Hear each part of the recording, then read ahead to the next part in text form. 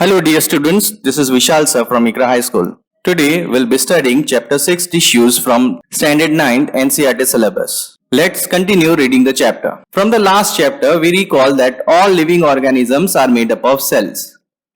In unicellular organism, a single cell performs all basic functions. For example, in amoeba, a single cell carries out movement, intake of food, gaseous exchange and excretion. But in multicellular organism, there are millions of cells. Most of these cells are specialized to carry out specific functions. Each specialized function is taken up by different group of cells. Since this cell carry out only a particular function, they do it very efficiently. In human beings, muscle cells contract and relax to cause movement. Nerve cells carry messages. Blood flows to transport oxygen, food, hormones and waste material and so on. In plants, vascular tissue conduct food and water from one part of the plant to other part. So, in multicellular organism shows division of labor. Cells specializing in one function are often grouped together in a body. This means that particular function is carried out by cluster of cells at a definite place in the body. These cluster of cells called tissue is arranged and designed to give the highest possible efficiency of function. Blood, phloem and muscle are examples of tissue. So dear students, we are going to study about tissue. In simple sense, tissue means a group of cells. A group of cells which are specialized for one specific function. First, we'll study about plant tissues. Let's read further. A group of cells that are similar in structure and or work together to achieve a particular function forms a tissue. So that will be the definition of tissue. Are plants and animals made of same type of tissues? Let us compare their structure and function. There are noticeable difference between the two. Plants are stationary or fixed, they don't move. Since they have to be upright, they have a large quantity of supportive tissues. The supportive tissue generally has dead cells. Animals, on other hand, move around in search of food, mate and shelter. They consume more energy compared to plants.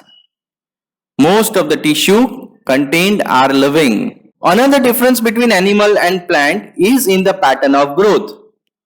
The growth in plant is limited to certain region, while it is not so in animals. There are some tissues in plant that divide throughout their life. These tissues are localized in certain region.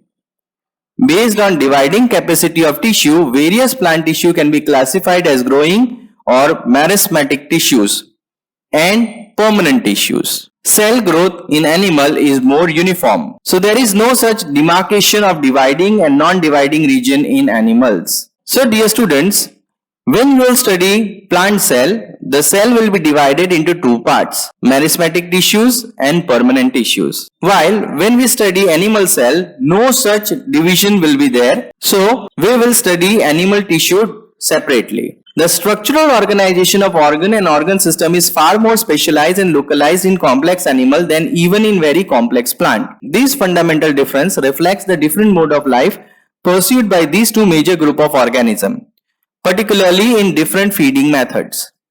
Also, they are differently adapted for a sedentary existence on one hand, plants, and active locomotion on other animals, contributing their difference in organ system. It is with reference to this complex animal and plant body that we will talk about the concept of tissue in detail. Plant tissue, the first one is meristematic tissue.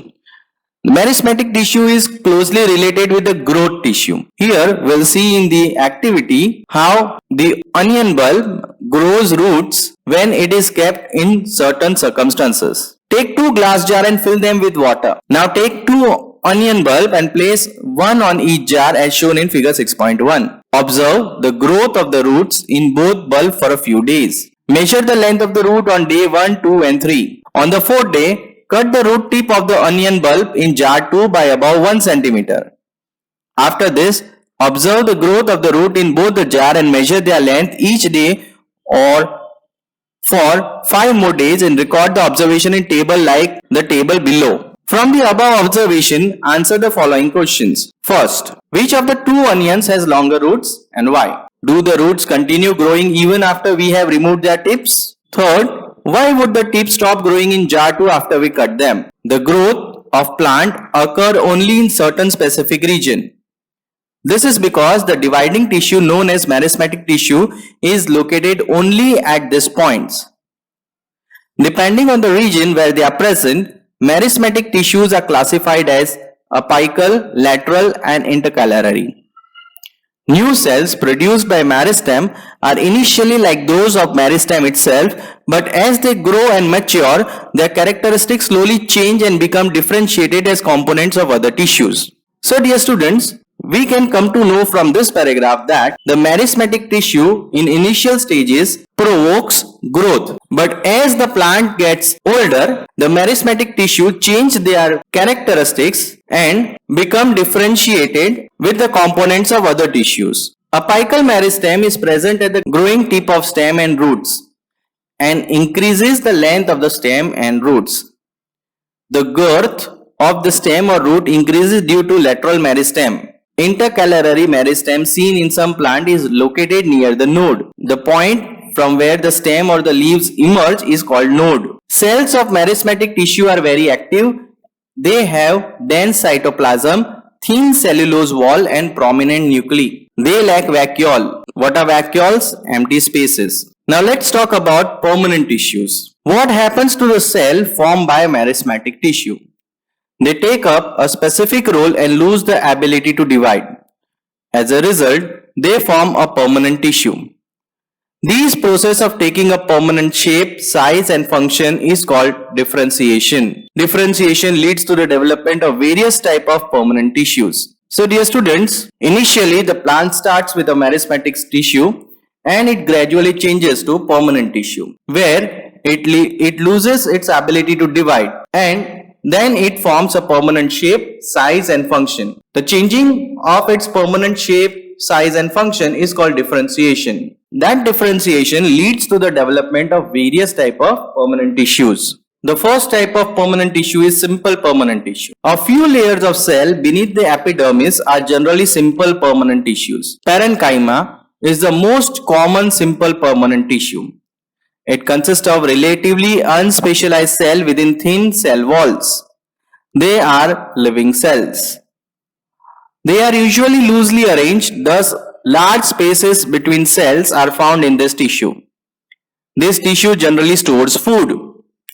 In some situation, it contains chlorophyll and performs photosynthesis, and then it is called chlorenchyma. So, in a plant tissue, we generally studied that the meristematic tissue are the growth tissue which change to permanent tissue through differentiation. When this first simple permanent tissue is formed, it again changes itself to three different parts. First simple permanent tissue was parenchyma. It changes to chlorenchyma when it contains chlorophyll and performs photosynthesis. Then we have aquatic plants where large air cavity is present. Can anyone tell why is there a large air cavity in aquatic plants? Because that air sacs help the plant to float in water. Otherwise, it will lay down on the bottom of the bed of the water body and it may decompose. So in aquatic animal, large air cavity are present in parenchyma to help them float. Such a parenchyma type is called arenchyma. The flexibility of plant is due to another permanent tissue, collenchyma. It allows bending of various parts of a plant like tendrils and stem of climber without breaking. It also provides mechanical support. We can find this tissue in leaf stalk below the epidermis. Cells of this tissue are living, elongated and irregularly thickened at the corner. There is very little intercellular space. Yet another type of permanent tissue is sclerenchyma. It is the tissue which makes the plant hard and stiff. We have seen the husk of coconut. It is made up of sclerenchymatous tissue. The cells of this tissue are dead. They are long and narrow. as the walls are thickened due to lignin. Often these walls are so thick that there is no internal space inside the cell. This tissue is present in stem, around vascular bundles, in the veins of the leaves, and in the hard covering of seed and nuts. It provides strength to the plant parts. So these are the four main simple tissues found in plant cell: parenchyma, collenchyma, sclerenchyma, and if it is an aquatic plant, then arenchyma. Then we have another type of permanent tissue, but it is a complex type, complex permanent tissues. The different type of tissue we have discussed until now are all made up of one type of cell, which look like each other. Such tissues are called simple permanent tissues.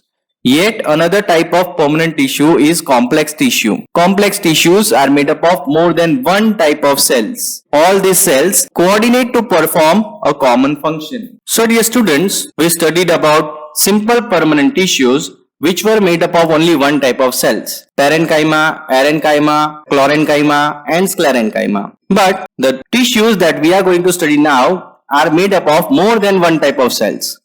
So that's why they are called complex permanent tissues. In this category, you will find two main examples: xylem and phloem. They are both conducting tissues and constitute a vascular bundle. Vascular tissue is a distinctive function of the complex plant, one that has made possible their survival in the terrestrial environment. In the given figure, that shows the section of the stem, you can see different type of cells in vascular bundle.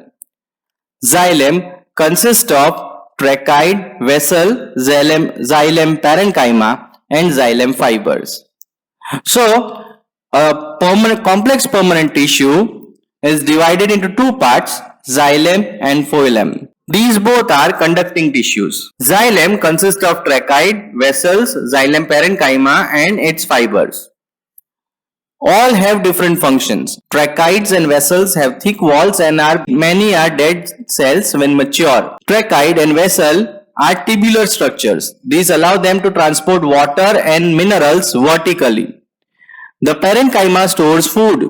Xylem fiber mainly supportive in function. On the other hand, phloem is made up of 5 types of cell: sieve cells, sieve tube, companion cell, phloem fibers, and phloem parenchyma. Sieve tubes are tubular cells with perforated walls. That means walls with holes. Phloem transport food from leaves to other parts of the plant, except phloem fibers and phloem cells are living cells. So dear children, in this section we studied about plant tissues. Plant tissues are divided into two parts: simple permanent and complex permanent. Simple permanent is divided into parenchyma, collenchyma, arenchyma, sclerenchyma, and complex permanent tissue is divided into xylem and phloem. All has their own functions. The main difference between simple and complex are: simple permanent tissues are made up of only one type of cells, while complex permanent tissues are made up of many types of cells.